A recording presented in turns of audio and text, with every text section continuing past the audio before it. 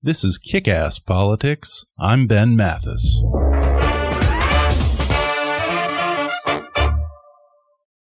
Kick-Ass Politics is sponsored by Fiverr. You've heard me rave about Fiverr before. That's Fiverr with 2 R's. Fiverr is the world's largest online marketplace for services, with over 100 categories all offered at a fixed base price of just $5. Logo design, business consulting, marketing, business cards and stationery, web design, translation, proofreading, legal consulting, and just about any other service you can imagine, all offered at a base price of just $5. In fact, the announcer who does our intro on Kick-Ass Politics, I found him on Fiverr, a professional radio announcer to do our intro for just $5. And right now, if you go to Kick-Ass Politics and click on the link for Fiverr on our sponsor page, you'll be showing your support for the show, and you'll get some great offers on services tailored to your needs. Whatever you need done, find it on Fiverr. Hi there, I'm Ben Mathis, and welcome to Kick-Ass Politics. I'm a little depressed today, folks. I was reading the newspaper earlier, and the news is just so bleak. I mean, listen to this. Scientists say that the world is headed toward massive overpopulation. Or how about this one? 1/5 of all living species are going to be extinct within the next 30 years. We're all going to be underwater thanks to global warming. Cancer rates are skyrocketing from pesticides and GMOs. The very drugs we're taking to keep us healthy are killing us. We're headed for a catastrophic energy crisis, food shortages, and mass starvation. Oh, the humanity. I can't take it anymore. It's hopeless. I'm just going to jump off a roof. But wait a minute. My guest today says none of that's happening. Ronald Bailey is a science writer for Reason magazine and an adjunct scholar at the Cato Institute.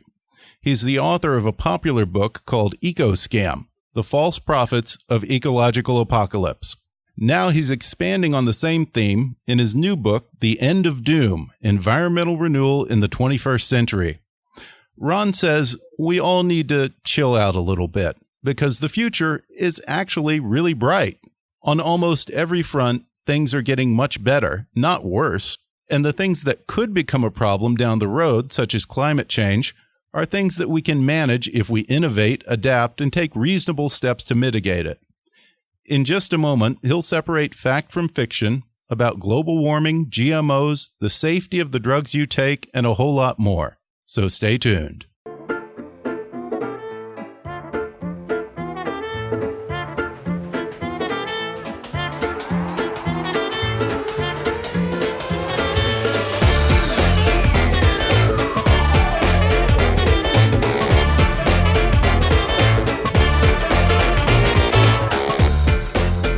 Hollywood to Washington, it's time for Kick-Ass Politics.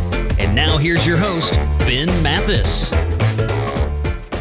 My guest today is Ron Bailey. He's a science correspondent for Reason magazine, and he has a new book called The End of Doom, Environmental Renewal in the 21st Century. Ron, thanks for joining me on the podcast. I'm very happy to be with you. Well, I enjoyed The End of Doom a lot, and key to the story here is your personal journey from a young student in the 60s and 70s who bought into the alarmist rhetoric of books like The Population Bomb and The Silent Spring to eventually becoming a man who some 20 years later had the audacity to go back and hold up these predictions against the actual data and say, wait a minute here, something's not quite adding up. Tell us how that experience shaped your views and led you to this book. As a student back in the 1970s, I was taught the canonical, if you will, founding books of what is modern ideological environmentalism, Silent Spring, The Population Bomb, and The Limits to Growth. And I believe that the future they were outlining for me was pretty bleak, that I probably wasn't going to have a very long life, and that I would die in great misery with a lot of other people before I reached middle age. Well, in the fullness of time, I was a staff writer at Forbes magazine, and I noticed that we were all still here. In fact, things were getting better. So I had the idea of going back and rereading the books and then going to the authors and asking them what happened. And I fully expected them to say, oh, thank goodness we were wrong, and this is why we were wrong, etc.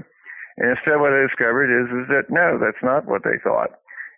Instead, they would say, well, we just got our timing wrong. For example, Paul Ehrlich, who is a Stanford University biologist to this day, who wrote The Population Bomb, said, Ron, I got my timing wrong. The famines will occur, and hundreds of millions of people are going to die between 2000 and 2010. That obviously that hasn't happened yet either still. I mean, another example is I went to MIT to talk to the folks who were behind the computer program that came up with the calculations that were published in The Limits to Growth, which basically said we're going to be out of oil and natural gas and tin and gold and lead and zinc all before the year 2000. And I pointed out that I was doing my reporting at Forbes in the late 80s, early 90s, that we still had plenty of these things. In fact, the prices had been going down. And after expressing some annoyance with me, they did say, well, perhaps we overemphasized the material resources side a bit too much. At which point I said, well, have you called up the New York Times, which put you on the front page back in the 70s and admitted you were wrong? No, they hadn't done that. But they were thinking other things would go wrong. Well, if we're not running out of stuff, well, the pollution's going to get us, etc. So basically, the theory is right and the data must be wrong somehow.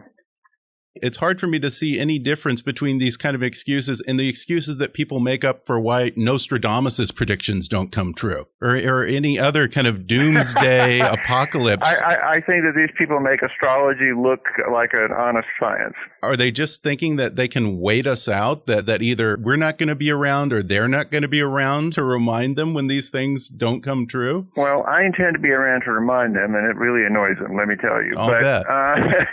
The thing is, they're in such the grip, if you will, of a theory that they can't see the facts. And they won't change their minds because whenever they see something, they will come up with an excuse for why that set of facts is wrong and why their theory will still nevertheless prove to be true. And in which case, it's not science anymore. An analogy might come up as Marxism. You could never prove Marxism wrong to a convinced Marxist. And to a convinced environmentalist, you can never prove certain kinds of predictions with regard to resources, population, and the human ingenuity and development. They're blind to the data. And in your book, you recount how when you were writing your first book, Eco Scam, you had a meeting with your editor, and he said, if you had brought me a book predicting the end of the world, I could have made you a rich man. So were you at all tempted to go over to the dark side at that point? No, I can't do that. I'm very tempted to figure out if I can pose some way of coming up with a book that basically says that the world's coming to an end, but I haven't found a convincing way to do that, or a way at least convince myself of that. And it's not optimism, it's just the data are against that. And I guess optimism doesn't sell. No, optimism certainly doesn't sell. You're only a serious person if you're selling doom.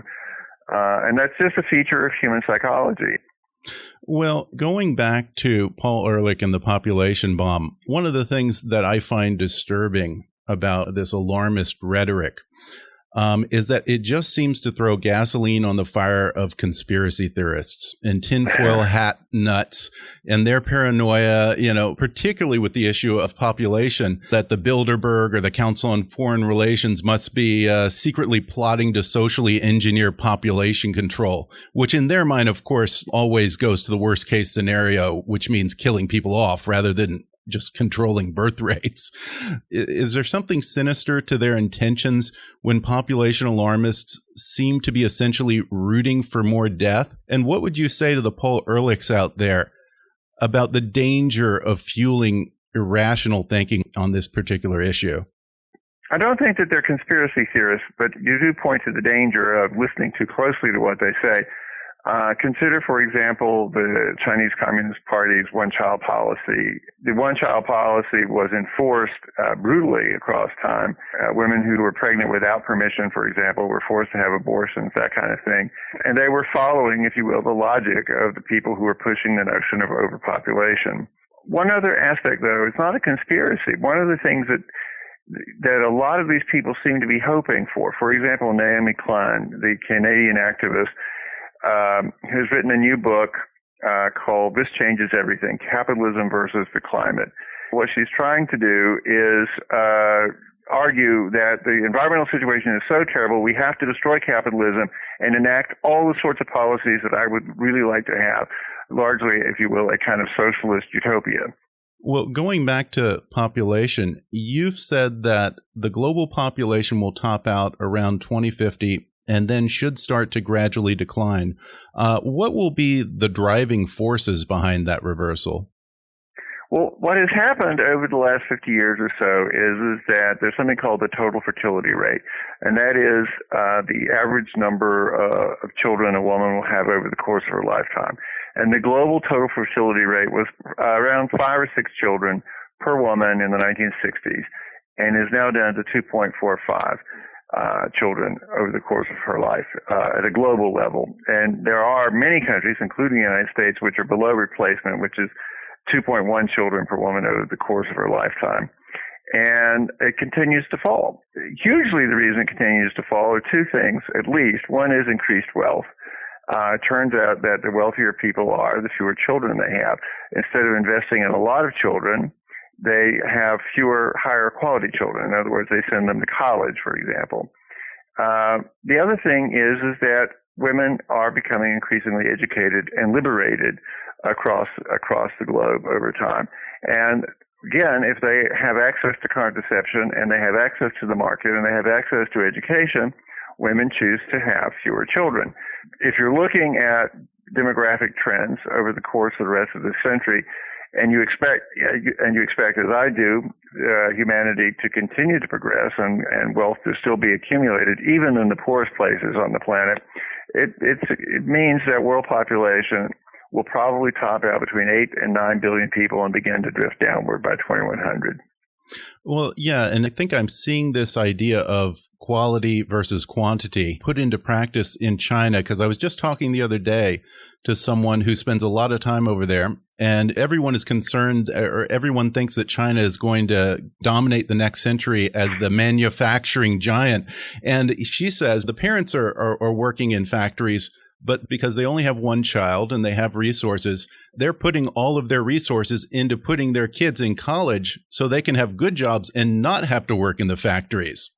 Well, and another thing to think about is that because of the one-child policy, what will happen is that China's population is set to contract rather drastically over the rest of this century. China is about 1.3 billion people.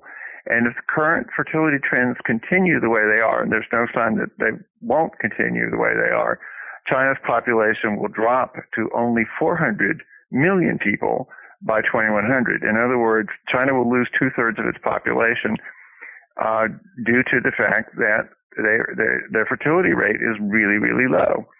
The other problem is that China is getting wealthier, but it's also getting old very fast. In fact, the average age in China is higher than in the United States. They don't have the kind of wealth that's been built up in places like the United States and Western Europe. And so the question is, will they get old before they get rich? And if they do, China is going to have a really rough road, economically speaking. Moving on, another thing that's a big source of irritation for you is all the misinformation going around about GMOs, or genetically modified crops. If the preponderance of science says GMOs are safe, then why is this anti-GMO rhetoric sticking? Every independent scientific organization that has ever evaluated the safety of genetically modified crops have found them to be safe to eat and safe for the environment.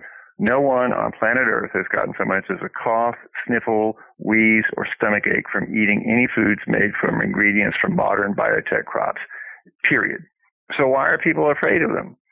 Well, a little bit of the history of that. What happened is just as they were being rolled out in Europe, that is, the new biotech crops were, there were a couple of food crises that the governments in those countries more or less generated. People may remember the mad cow disease problem in England, where the government in England was assuring the public that it wasn't a problem, that it was safe to eat the meat there, and it turned out that they were not completely correct on that.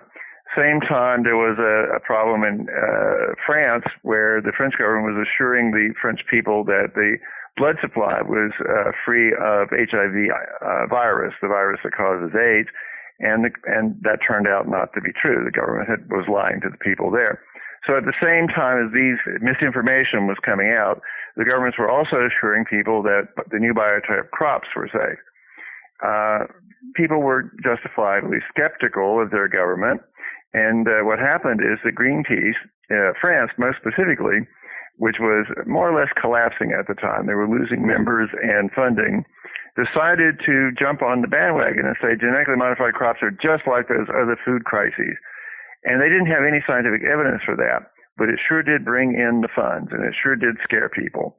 And as activists, regrettably, they are never held to the same standards of telling the truth that other people, most particularly scientists and researchers who work for companies like Monsanto are. So they basically manage to frighten people, and it takes a huge amount of information to bring back a scare once it's been launched. And most of the major environmental organizations still do a great deal of scaremongering as a way of fundraising on this issue. Right. And, one of the things that's interesting to me is, we were just talking about the third world and fighting poverty. One of the best defenses against fighting poverty and fighting global hunger is GMOs. Yes, absolutely. They have their insect resistance built into them, for example, so you spray fewer pesticides. You're also able to control weeds much more easily than by plowing because you can spray for the weeds. And many of them are also disease resistant. Essentially what you find is that when these crops are used in the United States, they boost yield, maybe 10% or something like that, which is not nothing, but it's good. But if you send these same seeds to poor farmers in poor countries, they boost yields by 50% or 80% because they can prevent destruction from pests, for example. So they really are much better to be used by poor people rather than rich farmers in the United States. And one other thing to keep in mind is that the average yield, for example, corn in the United States is 166 bushels per acre. It's still only 32 bushels per acre in Africa. There's a lot that can be done to enable African farmers to produce more food without using really fancy new technologies, just using the stuff we already have. Yeah, and it's bizarre to me when I hear these people who think that we should all go to organics. If the whole world went to organics, hundreds of millions of people would starve. Just a quip. An agronomist I was talking to said, Ron, there is one continent that is almost all entirely organic agriculture. That continent is Africa. It is also the hungriest continent on the planet. Well, I think that we should send all of those people over there then. Let them put it into practice and see how it works out for them. Well, one of the things that you point out in the book, the people who worry about GMO are often the same people who have for a long time been worried about pesticides. GMOs have reduced the use of pesticides by something around 9%. How do they rationalize these seemingly contradictory beliefs? Or are they just against everything? I don't think that they think about it very much, is the truth of it. Again, the distinction, how do they rationalize it? That is a very good question. The data are pretty clear. The data are right there, as you point out. The amount of pesticides that are being used in the United States have been dramatically reduced because farmers have switched to genetically modified crops. And it's inarguable, it's there. And to the extent that you're worried about pesticides, you should be praising that as a wonderful benefit for human health and for the environment.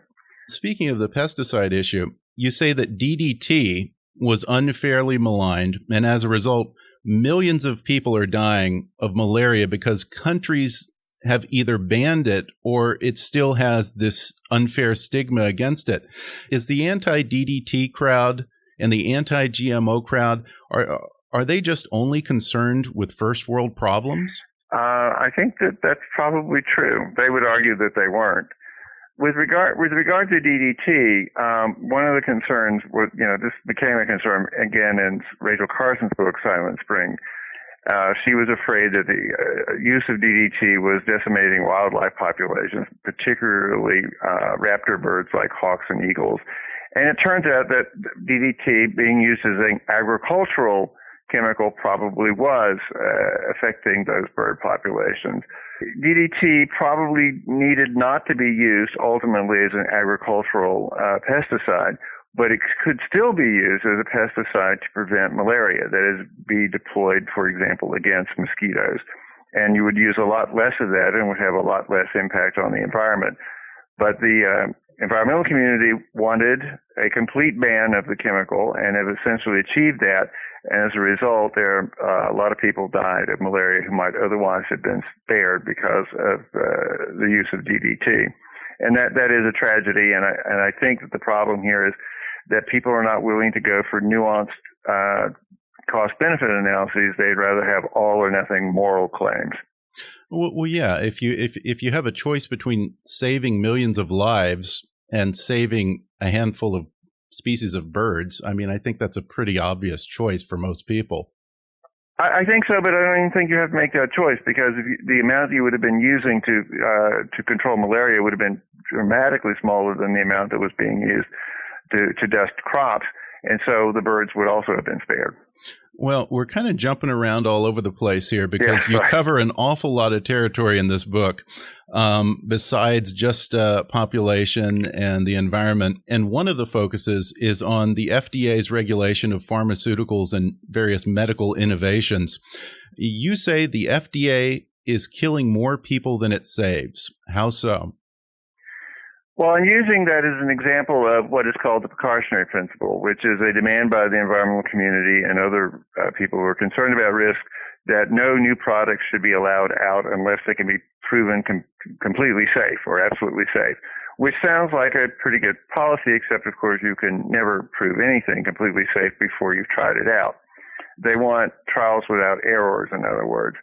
What has happened is that the FDA has killed more people because they're delaying what will turn out to be really good drugs because of their fears of possible dangers. And so you end up, and there's a pretty good data on this, in many cases, killing 10 times more people by delaying drugs than by approving drugs that turn out to have bad side effects.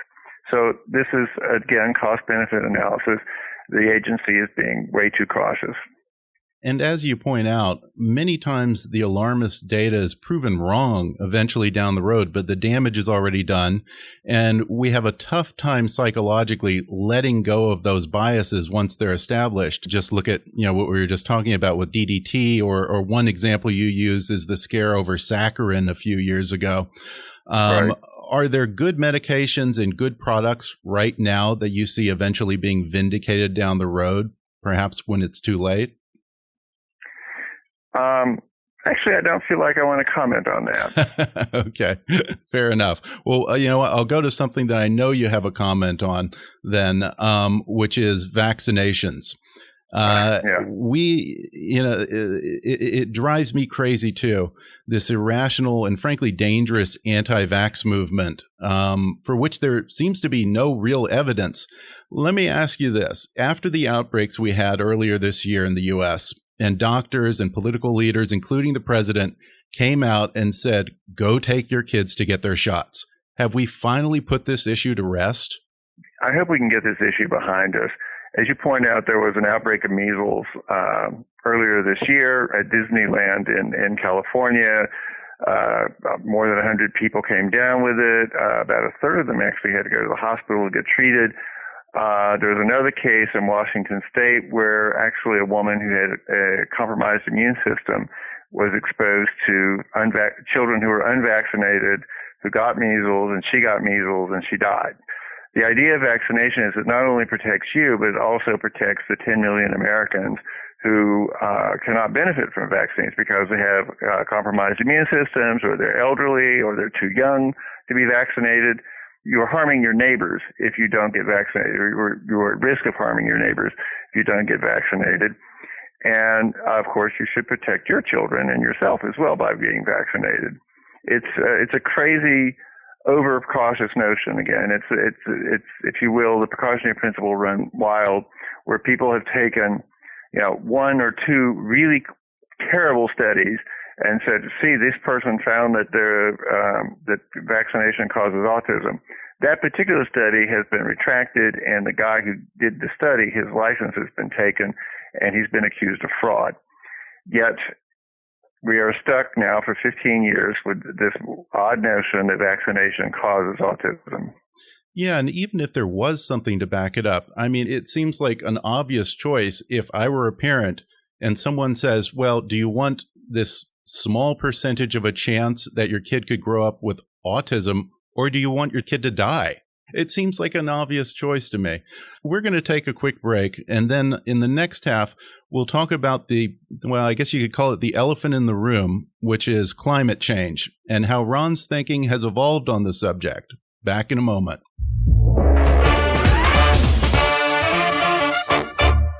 This portion of the podcast is brought to you by Audible.com. Audible has over 180,000 audiobooks available to download for your iPhone, Android, Kindle, or MP3 player. And right now, Kick-Ass Politics listeners can get a free audiobook download and a free 30-day trial. Just go to audibletrial.com/kickasspolitics or click on the sponsor link on our webpage at kickasspolitics.com and go get your free audiobook. And if you like Kick-Ass Politics and want to help keep us on the air, then please support the show by making a donation to our GoFundMe campaign at gofundme.com/kickasspolitics. Or go to the show website and click on the donate link. Your support will help keep us producing new and even more interesting programs in the future. That's gofundme.com/kickasspolitics. And now, back to the show. We're back, and I'm talking with Ron Bailey, author of The End of Doom. Ron, you're a relatively recent convert to the global warming camp. You say around 2005, you began to change your thinking and accept that science does point to some degree of global warming. How did you come to that conclusion? The data. What happened is that in my first book, EcoScan, which appeared in the early 1990s, I had covered global warming, which was a fairly new topic at the time. And even the National Academy of Sciences agreed with me that there wasn't really good data to suggest it was a problem at that point. It needed to be studied, but it wasn't necessarily going to be a problem.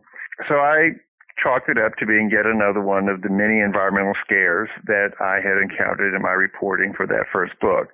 I kept reporting on it. I've been to 10 United Nations climate change meetings at this point. I've talked to literally scores and scores of scientists. I read fairly broadly in the scientific literature, and it's a huge amount of data and analyses that are coming out. And around 2005, I concluded that, yeah, I was wrong.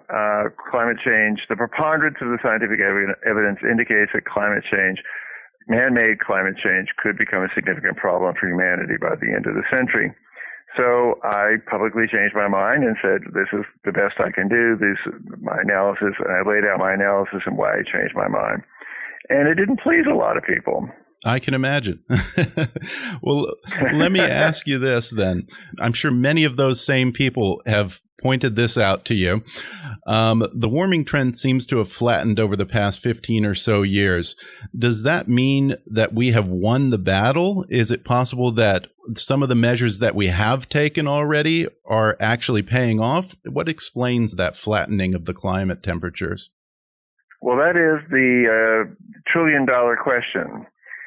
You are right. What has happened over the last 15 to 18 years, depending on where you start your analysis, the average temperature of the globe has been basically flat for that period of time. Bear in mind that the last decade was the warmest decade in what they call the instrumental record. So it's been flat, but it's been hot relative to earlier periods of time.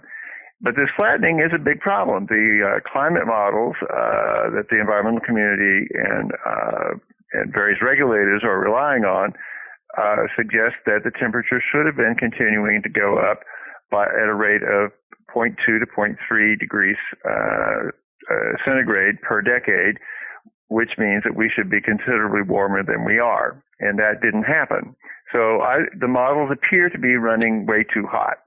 And if that is the case, that might suggest that the models are wrong and that what we're doing to the climate by adding more carbon dioxide and other greenhouse gases to the atmosphere is probably more benign than the model suggests, which would give us more time to adapt to or mitigate the problem in the future. You ask if we've done anything to perhaps cause this flattening. The truth is, no, we haven't. The amount of carbon dioxide and other greenhouse gases going into the atmosphere continues to go up. There was one dip in the amount of carbon dioxide last year. That is, it was basically flat, but the trend is still up. And the theory is, and the model suggests, that the more carbon dioxide you add, the warmer it's going to get. And in your book, you say the only way to really figure out what has been going on over the past 15 years is if we wait and see, which could take a couple of decades. And I'm guessing that a lot of your peers in the global warming crowd probably aren't crazy about that idea.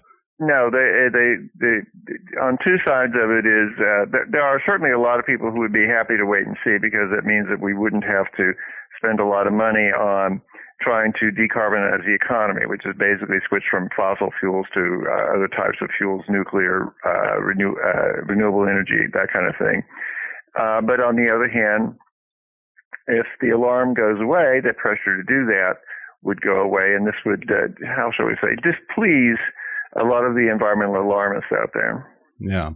Well, you on the other hand, you're not an alarmist. You say that we don't have to panic necessarily. There's a sensible approach to climate change that should be one of mitigation and adaptation. What exactly would that entail?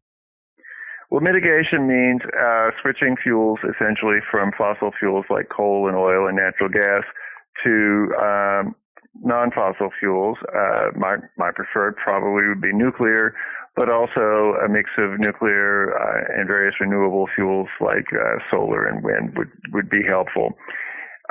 And that's called mitigation. And the good news is that, in fact, with regard to some of the renewable fuels, solar in particular, the prices are coming down quite steeply, which means adopting them in the next 10, 20, 30 years will become ever cheaper. And that is definitely good news.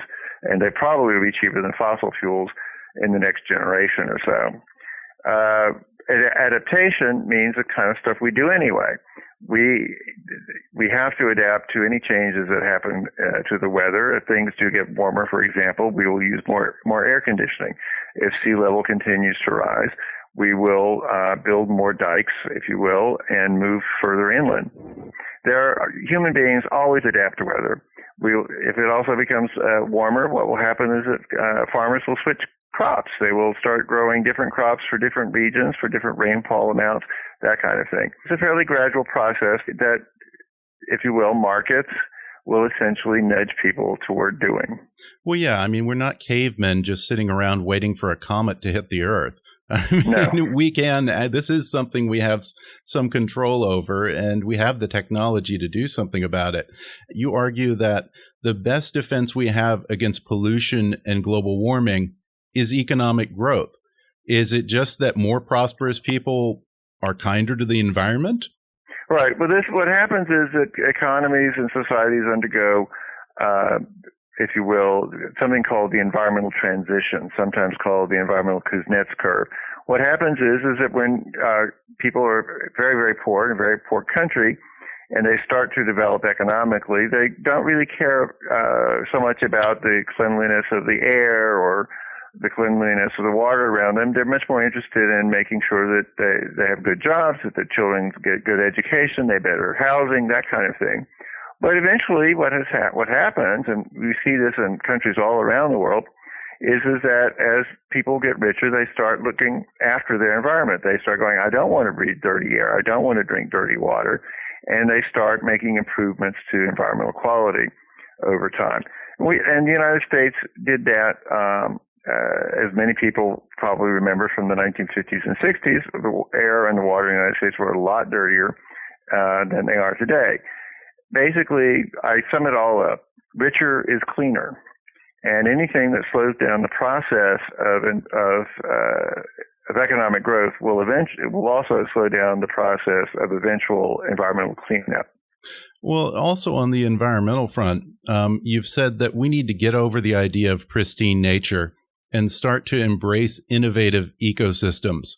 I think back to Jurassic Park when he says nature will find a way. Is it a case where we're just not giving nature enough credit here? I believe that is absolutely the case, and I think that most ecologists would agree with me. Not environmental scientists, but ecologists. The natural world is not fragile for the most part. It is incredibly robust. As you say, the Jurassic Park line is correct.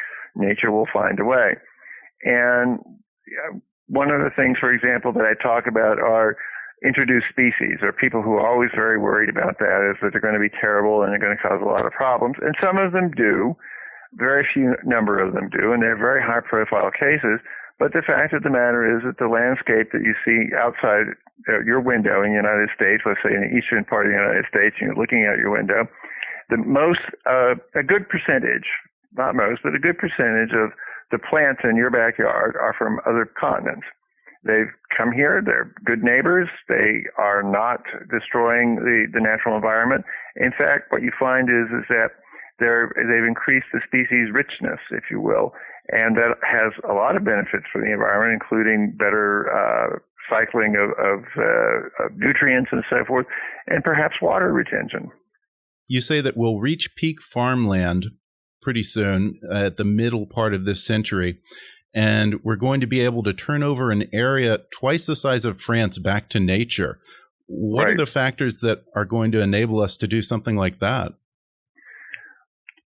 Well, actually, the data that I'm citing are from researchers at Rockefeller University. They say that peak farmland is almost here now. It's not going to be toward the middle of the century. We're almost at the point of peak farmland now, which is why an area 2.5 times the size of France will probably be reverting to nature by 2060.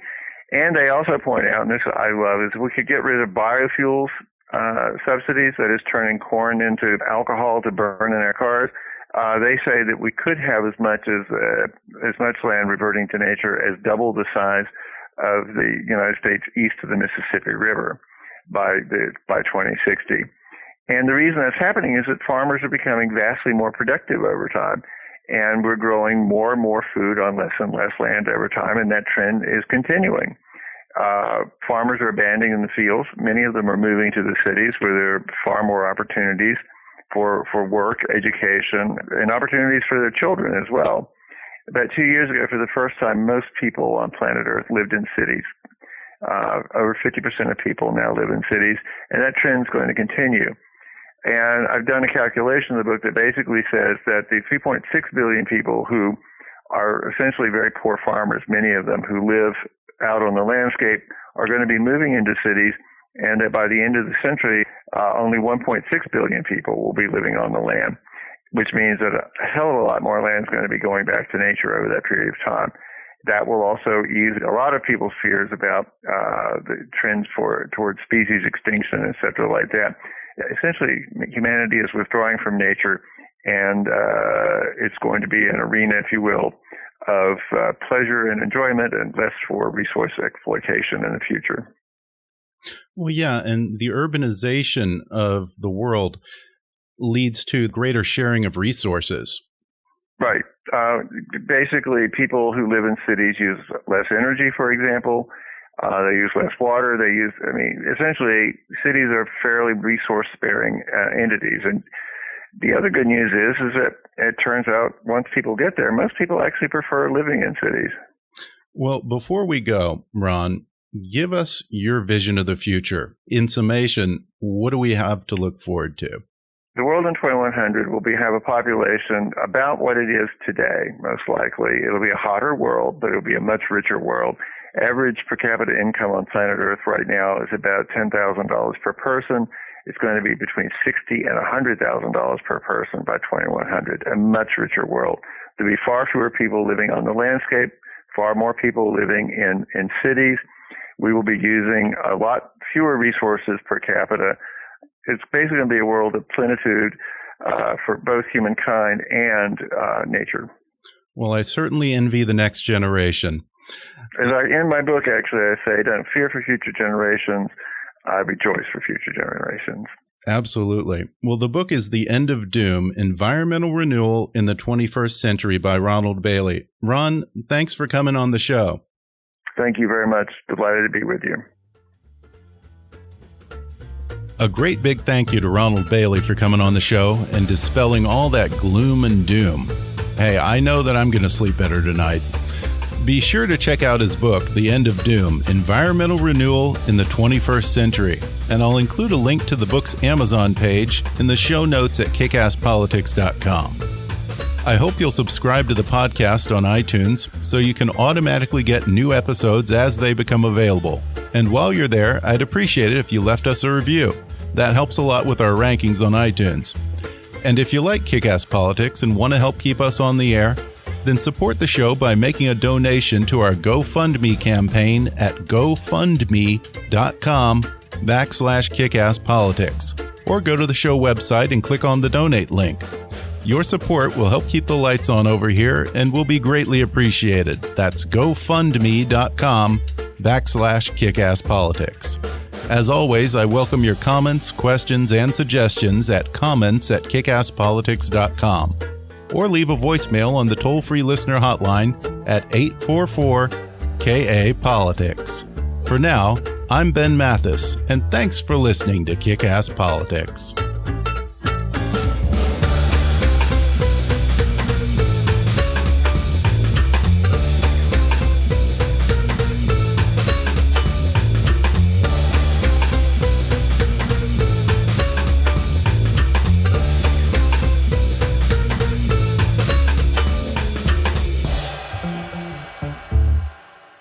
This podcast may not be reproduced without express written permission. Kick-Ass Politics is a trademark of Mathis Entertainment, Inc.